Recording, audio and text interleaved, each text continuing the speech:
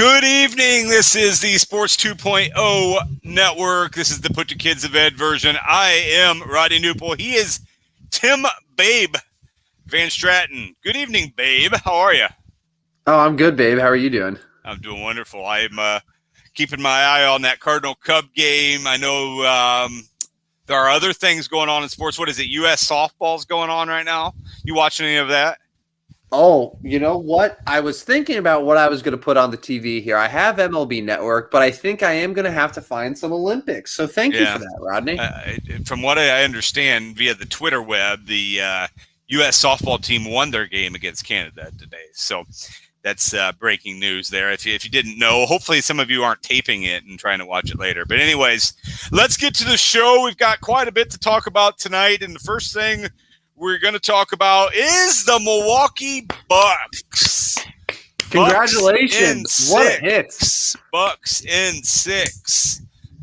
Yeah, Do you know the origins of Bucks in 6, by the way?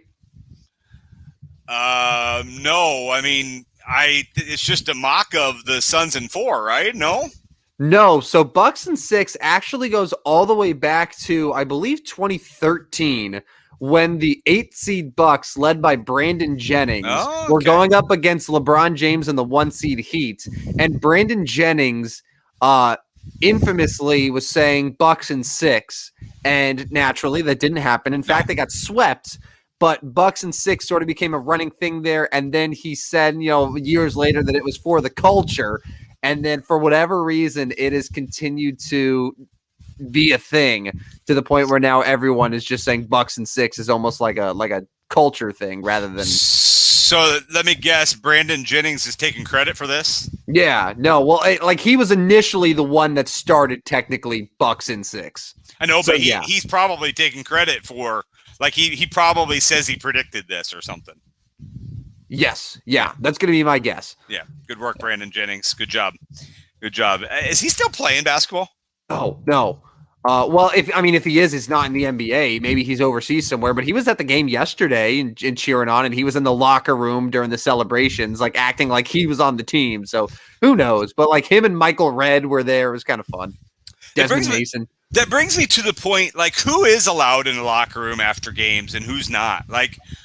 Because Brandon Jennings had a cup of tea with the Milwaukee Bucks, he gets to come in the locker room. He hasn't been with the Bucks since 2018.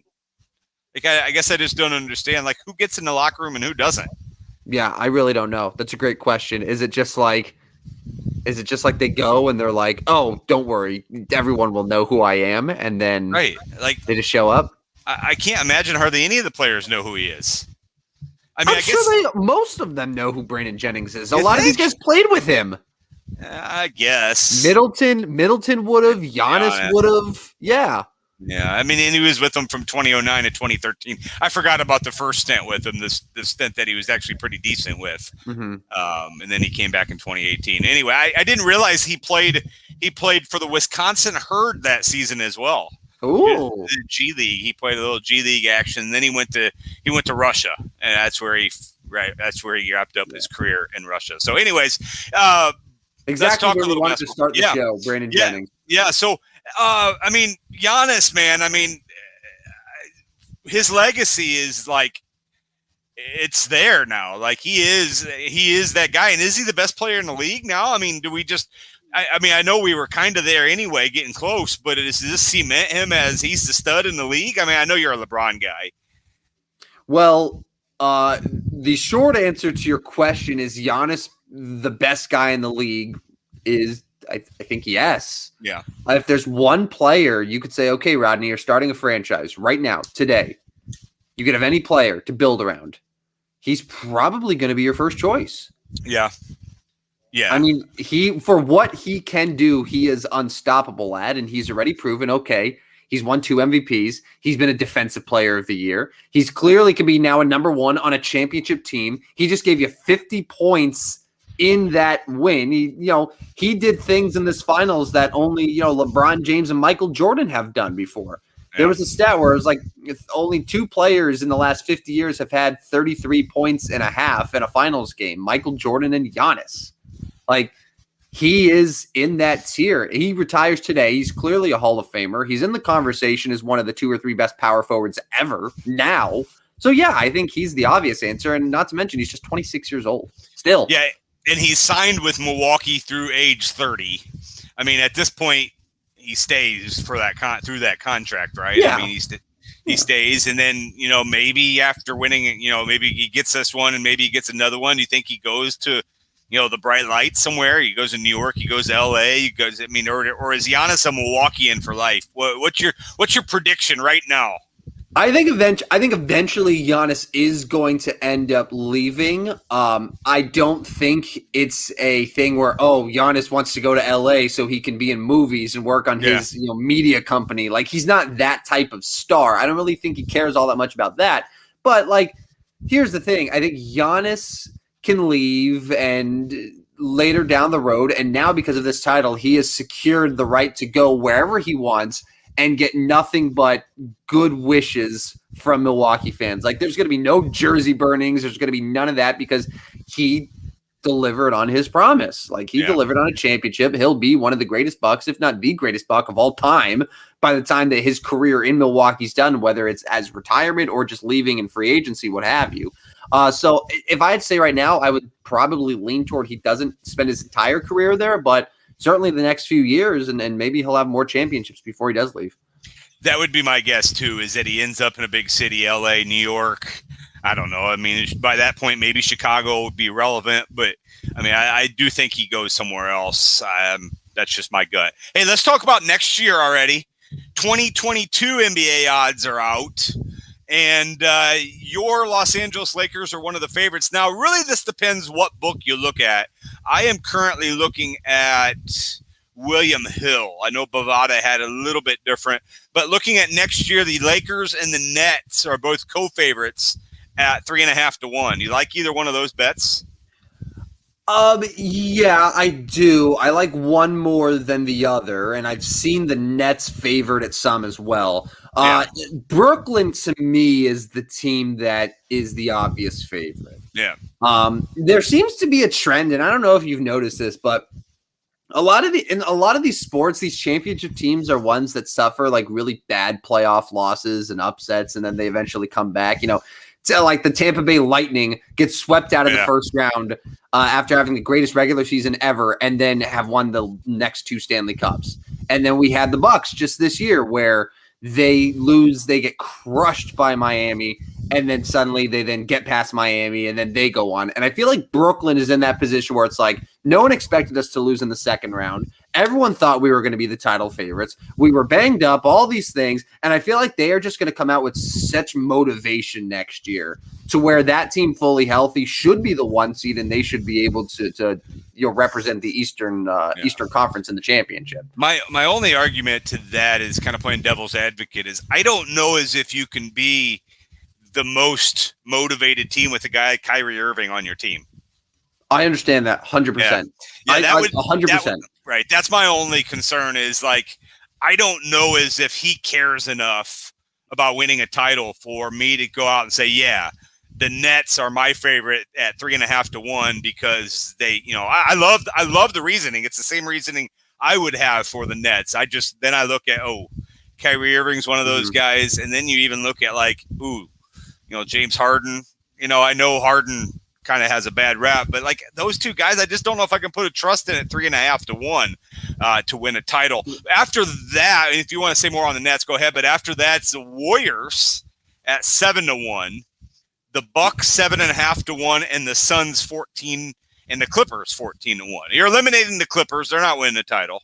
No, I mean, there's legitimately a chance that Kawhi Leonard's not coming back. Correct. Like he could just opt out and then leave this summer. So, and if that's the case, they're definitely not going to be in title contention. Seems like a lot of love for the Golden State Warriors. I know who they have coming back, but 7 to 1 seems like a lot of love. I don't know as if I love them at 7 to 1. I guess let's just go down a list and see if there's anything we like here. Utah at 18 to 1, Philly at 20 to 1, Atlanta 22, Dallas and Denver 30 to 1. Dallas is intriguing. Yeah. Because I could see Dallas being very aggressive in making a play for a better number 2 for Luka than Porzingis has been. And I think that they're ready to move on. I think Porzingis is ready to move on. And I do think that they're going to try to figure out something. Now, who they replace him with, I'm not sure. But if they can find a legitimately good number 2 to put there, then I think that team immediately becomes a team to watch in the Western Conference. Yeah, Denver's right with them at 30-1. Knicks at 41. I mean, I think the Knicks are going to go after it a little bit more this year.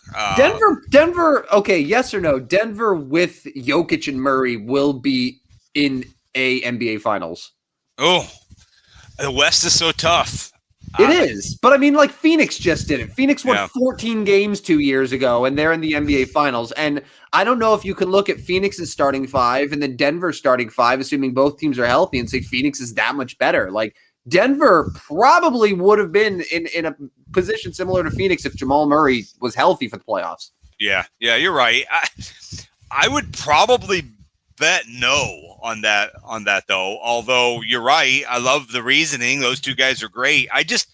There's Porter. Yeah, and Porter. You just have to have everything go right in that Western Conference to get there. And I would like to see odds, but I think if you were given just straight up yes or no, I'm taking the no on that one.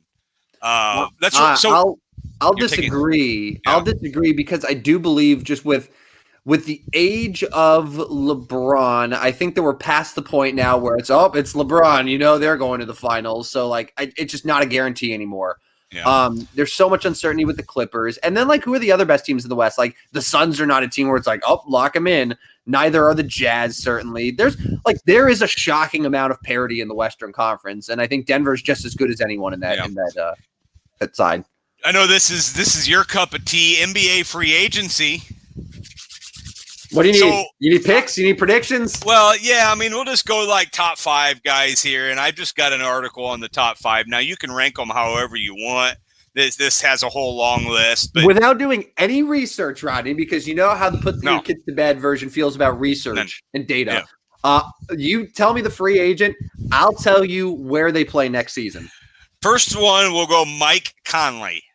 Ugh. Mike Conley next season will be a member of the Utah Jazz. He's not going to go anywhere. Kyle Lowry. Kyle Lowry will be a member of the New Orleans Pelicans. Oh, wow. 35 years old. You know what Chris Paul just did to the Phoenix Suns? Yeah. That is the impact that I think Kyle Lowry could have with a very young team in New Orleans. Like we can have teams that have a bunch of 22 and 23-year-olds, but you need someone who can kind of whip them into shape and be a veteran. And Kyle Lowry is a veteran. He's highly respected. He's won a championship. You put him with a bunch of kids in New Orleans, I think they instantly become a playoff team. Zion's still there, obviously, then? Zion, Brandon Ingram, Kyle Lowry, that's not only is that a playoff team, I think that's one of the top 4 teams in the Western Conference, potentially. DeMar DeRozan. Ugh. But he's not going to be a Spur. No, he's not. DeMar DeRozan strikes me as a guy who's going to take less money and go to an already good team. I don't think Brooklyn has the room for him. You know what? I could see DeMar DeRozan. I could see him going to like the Clippers if the Clippers lose Kawhi. I am going to go the Knicks. Knicks. That's not a bad one. That's definitely not a bad one. John Collins. Ugh. I think Atlanta's able to hold on to John Collins, and I think they work out some. I think that he'll get an offer sheet and then they'll max it, and they'll match it. Yeah, Atlanta's basically going to run it back. I think so. Lonzo Ball. Lonzo Ball will be a Chicago Bull. Okay, that's your guy.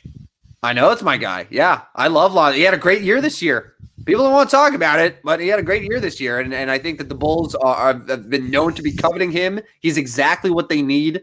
So yeah, I think he's going to be a Bull. Lauri Markkanen.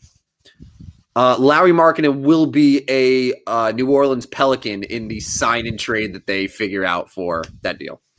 Let's do a couple more here. The names are getting less and less sexy as we go. Tim Hardaway Jr. Ugh. Tim Hardaway Jr. Again, no research. I have no idea what the cap space is. Will be a Sacramento King. And I'll go one more here. Spencer Dinwiddie. Spencer Dinwiddie will be a Los Angeles Laker. He can bucket, man. I like Spencer Dinwiddie. I like him a lot. I would have no problem with him in the purple and gold. Yeah, he can bucket. Anyways, let's archive this show and then go back to it in a few weeks and just see how dead wrong we are. I'm looking at the rest of these free agents and I'm getting down the list. Victor Oladipo is a free agent. Yeah, who cares? Kelly Oubre, Alex Caruso. I mean, the guys that have options are like Kawhi Leonard. He's not going to take it though, is he? I don't know. Maybe. Yeah. Chris Paul's coming back. Right? Probably. Yeah. Montrezl Harrell. No, he's not coming back. No, he's not. Serge Ibaka. Serge might. Yeah. Anyways, all right. So that's a look at your NBA. I wanted to talk about next year's odds, talk a little free agency, and throw Giannis in there. Hey, and one more question. Over under we'll go 48.5 of those nuggets that he ate. You think Giannis ate all of them? Yeah, every single one. He's hungry. He was hungry, wasn't he? Every single one. Is Giannis? This has been like thrown out there a couple times now, but is Giannis the most likable superstar in sports right now? Probably. Yeah, probably. Like the top three, like the only people I would think are even in consideration, I would say Giannis, I would say Patrick Mahomes, and without any bias on my side, I would say Shohei Ohtani. Yeah, those are all three good ones. Ohtani is probably the most popular name right now, though. Like at this exact. Oh no! I mean Mahomes now, and right now, Mahomes for a couple years now. Yeah. Man, that's a good one. All three of those guys. Like it just doesn't seem like those guys really have any sort of people that are like, oh, they're overrated. Oh, they suck. Like everyone kind of roots for them. Yeah, you're right. Yeah, that's a good one. I'll put that on a Twitter poll. I'm going to take that from you and put it on a Twitter poll. We'll come up with that. We'll find our answer on Sunday. All right. Hey, let's move to the National Hockey League real quick. Your Kraken, not your Kraken, but the Kraken picked their team today. And, a lot of people were complaining about the release being done early. I don't know what people expect. Like if you don't want to know the team early, then stay off Twitter and stay off news. Like it's going to happen. I mean, those beat writers, when they get reports, they're going to announce it, period. Yeah, people are like upset at all these insiders for breaking it. It's like, what else are they supposed to do? They do the journalism. They get the scoops. They find it out. Like it's their job to, but I'm sure ESPN wasn't super happy that the whole point of their expansion show was useless by noon today. Yeah. And then is it tomorrow is the schedule show? Tomorrow's the schedule show, but again, we'll know the whole schedule by 1:30. So what's your thoughts on Seattle's roster? I mean, I look down it and I would call myself I'm not a casual NHL fan, but I'm certainly not an expert NHL fan, and I think you're closer to an expert NHL fan. But I just look at this roster and I'm like, I don't know very many of these guys. I know a few of them have put up good numbers. A few of them do, but this roster just underwhelms me. What's your thoughts on the Kraken? Well, first of all, it's just 1K. It's not Kraken. It's just 1K. Okay, that's fine. So let's just get that out of the way. Yeah. Okay. So here's the thing that I have with the Seattle Kraken. I think a lot of people were expecting them to do what Vegas did 4 years ago. Right. And what Vegas did 4 years ago is, if you look at their expansion draft, it was terrible. But they had, I think, 10 trades that were announced that night that basically showed, okay, this was their plan all along.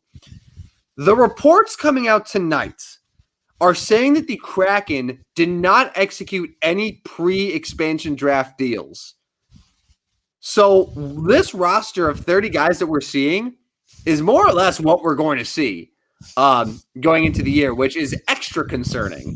Because I think a lot of people are like, okay, that pick was a surprise. That pick was a surprise. And there's a lot of guys on there. And like, I know you probably prop me as a hockey expert, but there's a number of guys there where I'm like, I couldn't tell you anything about him. And they really reached far away from what a lot of people were thinking they were going to do. So, yeah, it's surprising that it's looking like they're not going to make any trades and that this is what they're left with. Now, that being said, a few guys that I think casual to modest hockey fans will know, Mark Giordano, who former Norris Trophy winner, captain of the Flames, probably going to be your captain of the Kraken. So he's a good player. Adam Larson, who was the player that was in the infamous 1-for-1 trade for Taylor Hall a few years ago. He's been selected. Jordan Eberle, former Oiler, current Islander, one of those veteran guys that's going to be on the Kraken now. So there are a few names, but for the most part, they went real defensive. They ignored Carey Price, Vladimir Tarasenko, and some of those big names, and they played it real conservative, gave themselves a lot of cap space, and maybe their intention is to make some plays in free agency. But right now, I look at the roster, I'm like, not very good. No, it's not. It's not very good. Who's gonna be their goaltender? So right now, their starting goaltender appears to be Chris Driedger from the Florida Panthers, and Chris Driedger was, going into the years, the clear backup behind Sergei Bobrovsky, but actually had a better year than Bobrovsky and started a lot of games, started some playoff games for them, was a real good goaltender. And Florida just clearly with Bobrovsky there just had to basically say goodbye to Chris Driedger. So it is what it is there. So he'll be the number one. Vitek Vanacek from Washington, who also started a lot of games for them, looks like they're number two. So I think they'll be fine in net between the two of those guys, but they really lack, particularly amongst the forwards, and they're going to have some trouble scoring some goals unless they get guys in free agency or through a trade. So Seattle is going to the Pacific, and Arizona, Phoenix, whatever you want to call it, Coyotes are coming to the Central, right? Yeah, the Winnipeg Jets. Yeah. Just kidding. I'm kidding. Like the old Winnipeg Jets. Okay. Yeah. So Phoenix is coming. The Arizona Coyotes are coming to the Central. So does that put which division has too many teams then? Central? No, they're all equal now. Oh, now we have 30. Yeah, okay. There's 32. Yeah, so in order to balance it out, because otherwise the Pacific would have had 9 teams. And with that roster, I guess the division isn't as talented now that you split up Vegas and Colorado. So it's a bad division. Like Vegas is really good, but you look at some of the teams there. So Seattle, Anaheim, San Jose, LA are like 4 of the bottom 7 teams in the NF or in the NHL. Like they're pretty bad. Vancouver missed the playoffs this year. They're not very good. I think Calgary's in the Pacific, right? Calgary's in the Pacific. They were, what were they this year? Were they second round, first round? Yeah, they missed. They did miss. Yeah, you're right. They did miss. So that's the Pacific. It's not a good division at all. It should be Vegas pretty comfortably. Yeah. So and then obviously for my Blues, thankfully, and Edmonton got swept. So for my Blues, it should be a little bit better not having to face Vegas so many times, but you still got Colorado. Chicago's back in there. I'm looking forward to divisional play a little bit more this year. I got tired of seeing the same teams over and over last year. But anyways, let's move our attention to, it's about time for the gutless choking dog of the week. Tyler chimes in with Edmonton. Yes, they are in the Pacific. They're probably the number 2 behind Vegas. I mean, wouldn't you power rank them? Vegas 1, Edmonton 2? You got to. I don't know. I mean, Calgary 3. Boy, that's a bad division. Yeah, it's a bad division. Yeah. I mean, and especially if maybe Seattle does compete because I think Seattle definitely competes. I really do think they compete, and the way they do playoffs really favors them, where you take the top 3 teams from each division because they're going back to that format. Seattle, if a few things break their way, could absolutely be 3rd in that division and be in the playoff. Yeah, they could. All right, it's time for the GCD, the gutless choking dog of the week. We do this every Wednesday, so we need to continue having our Wednesday shows because this is many people's favorite part of the show. Who's your gutless choking dog of the week this week, Tim? It should be obvious, right? Yeah, well, I'm waiting. I mean, he was thrown in a bad spot. but it's going to be Alex Reyes. Yeah. Alex Reyes, who I was doing a little bit of look on him earlier today, but Alex Reyes, I believe, has the highest walk rate at around 19% of any major league reliever. Yeah. Alex Reyes has also allowed, I think, something to the tune of 62 base runners in just under 44 innings. Now, let's not get too nerdy here. No, I know. I'm just saying that he was due. I'm saying this to point out that he was due for a collapse and a regression because the ERA was great and he hadn't blown a save. And then everything unraveled last night where he comes in, bases loaded, no outs. What was it? Back-to-back walks, base hit, and then a double. Yep. And gives up 3 earned runs, but allowed 4 runs to score, or 5 runs to score. Couple hits, just disaster, and really capped off what had to have been for you personally as a Cardinals fan the worst night of the 2021 baseball season. Yeah, it was bad because the Cardinals looked like they had a little momentum, 3 in a row, looking at 4 in a row. Milwaukee had lost, trying to gain some ground. I guess my issue is, Reyes Cardinals should never have been in that spot. No. Yadier Molina got lazy on the first bat, and he let how often do you see a drop third in Major League Baseball? Not very often. Now, if you're coaching 10-year-olds, you see it all the time, but this isn't 10 years old. And then you see Paul DeJong throw one away. So you've got the first 2 guys, both should have been outs. They got this young pitcher in there. And to me, I'm not going to blame Mike Schilt on this. Because he still put his best pitcher, his best reliever in there at an opportunity to still win the game. But I guess I would have liked to maybe seen Gallegos from the start. I think it would have been over before it even started. Gallegos has been nails. I don't know why you have this thought in mind when he didn't even pitch the night before that you got to sit him again. Anyways, that's just kind of where I'm at. But I had no problem with putting Garcia in. I know clearly it didn't work out, but he got a strikeout and induced a pretty weak grounder in the 2 batters that he faced, and then he issued the walk and then was taken out. So, it's not like he was even that bad. He kind of was just let down by his team a little bit. I know they were up by 5 runs, and no way do I blame Schilt for it, which is why not Schilt, but Reyes is my GCD of the week. I don't. I'm watching the Cardinals here. They got their first guy on, but I don't. I don't know. I guess I would have liked to have kept the first guy in a little bit longer. I know it was bases loaded, but see what happens with the next batter because he wasn't pitching all that bad. But who am I to say that? Anyways, so Cardinals had the first guy on second base, and then they bunt one back to the pitcher in the air. Nice job. Baseball.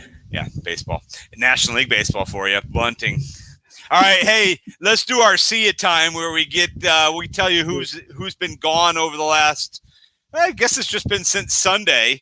You've got a full list, and Tim, how much do you enjoy putting the see ya list together as the week goes on? It's something that's on your mind all the time, right? Yeah, it's something that I've realized is a lot more daunting of a task than I initially thought. Because basically what happens is every single update that I get on my phone or that I see on Twitter, I immediately have to open up my see list. Just because if I don't write it down in that instant, I forget about it. And I will say that there probably are a couple on this list, which is shorter than normal, that I forgot. So I apologize for that. But I still think we got a few good ones over the last 3 days. Is this list a note on your phone? Yeah, it's literally. So I'll show you. I'll show a little inside. I have see a list, and then I just write them down. Yeah, I like it. Hey, the Cardinals just tied the Cubs, by the way. It's 1-1, bottom of 7. Anyways, let's get going with the see ya list here and talk about who's been gone over the last few days. So the first one on the see ya list is see ya Zach Levine. He due to health and safety protocols, had to travel to Tokyo a little late, but I think he should still be there, but still ended up on the see ya list. See ya from his original flight plans. That roster just befuddles me. The Olympic roster is interesting to me. And why? Is it the 3-time champion and Grammy winner JaVale McGee being on there, or what? Yeah, and we talked a little bit about that on Sunday. I guess when they played all these exhibition games. So is Kevin Durant joining them or not? I have no idea. I don't think so. I don't think so. Because people keep talking about how Kevin Durant is going to join them. I don't. Maybe he is. But I know Chris Middleton and Devin Booker and one other guy are showing. Drew Holiday. Yeah, so those because guys everyone's talking about how the three of them are going to be like on the flight to Tokyo together. It's going to be super awkward for Booker to just sit there while the other two are celebrating their championship over him after the parade tomorrow. Right. Which, again, is going to be very interesting. See, that's what NBA.com back on July 17th says Kevin Durant headlines the roster. So where has he been? Where has he been this whole time? Oh, I don't know. Probably in his feelings. So Bam Adebayo, Bradley Beal, Devin Booker, Kevin Durant, Jeremy Grant, Draymond Green, Drew Holiday, Keldon Johnson, Zach LaVine, Damian Lillard. Oh, yeah, I knew he was there. Kevin Love's not there. JaVale McGee, Chris Middleton, Jason Tatum. I don't know. Anyways. But that team should still be beating Nigeria and Australia. No, definitely. All right, let's move on to SIA list here. SIA Raiders president Mark Bedane, who kind of abruptly just resigned earlier this week. I feel like the Raiders are hard to work for. Seems like it a little bit, yeah, with Mark Davis and John Gruden. Does not seem like a great work environment. No. SIA Cam Akers, that was one that you threw out there that, of course, got picked up, but a torn Achilles. It is a really bad loss, but also because he's a running back, one that I think the Rams are going to be able to overcome. Yes, my laughter comes from those that already drafted him in fantasy football. Yeah, and this is a lesson. Never, and I mean never, do your fantasy football drafts in July, you idiots. Some are doing them in like June. They're like, I'm doing this version. I'm doing this version. I'm doing this version. Rams running back. I mean, guys that are out there: Duke Johnson, Le'Veon Bell, Todd Gurley, LaShawn McCoy, Adrian Peterson. Bring Gurley back, but I mean, like Darrell Henderson he'll be fine. Yeah. All right. He started last year for him. He'll be fine. John Rahm, he after initially committing to the FedEx St. Jude Invitational, has now pulled out. So John Rahm not going to be in that tournament. It's unfortunate. By the way, tomorrow there's a 3M Open. Is that the one in Minnesota? It is. Do we need to give picks for it? Because I have no idea who's in it. Yeah, we'll do that.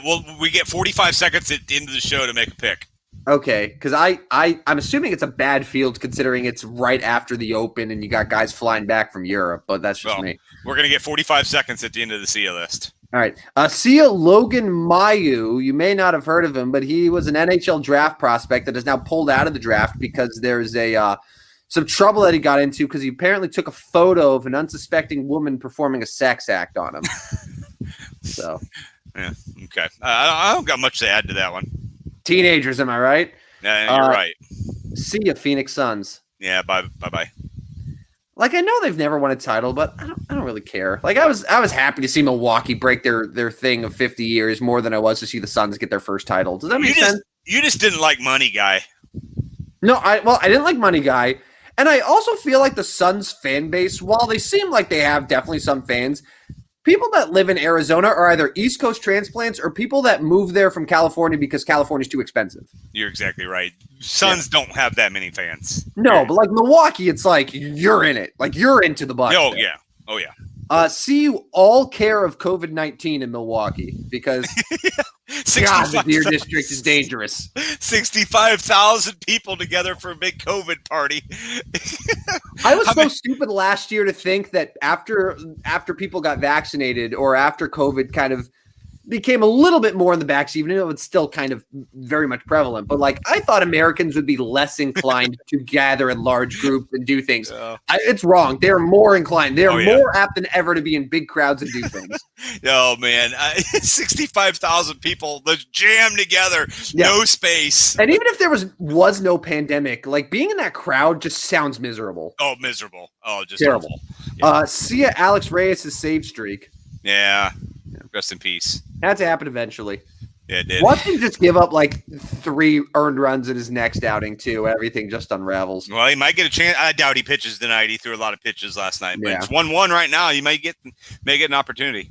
See you, U.S. women's national team's 44-game unbeaten streak. They lost early this morning 3-0 to Sweden. Yeah, which in soccer terms is like 16-1 in a baseball game. And what I find most, I would call annoying, is we've got Americans celebrating that because they kneeled for the anthem. Oh, are we rooting against the women's team? Yeah, because that's what they deserve, because they kneeled for the anthem. That's what they get. go woke and you lose. It's a thing. True patriots rooting against America. I love the mental gymnastics of all of it. That's amazing. True patriots. I haven't used that one in a while. True patriots, yeah. I haven't used that one in a long time, man. I had that one going for a long time. With like the alternating capital, lowercase letters, yeah. All right, let's move on. All right, 2 more for you. This one was like 8 minutes before the show. See ya, you're mean Mercedes. Yeah, just what the hell happened there? I'm done. Everybody's gonna blame Tony La Russa too. I mean, they should. Okay, Rodney. I know you love Tony La Russa, but think about it. Yermin Mercedes toiled in the minors for years.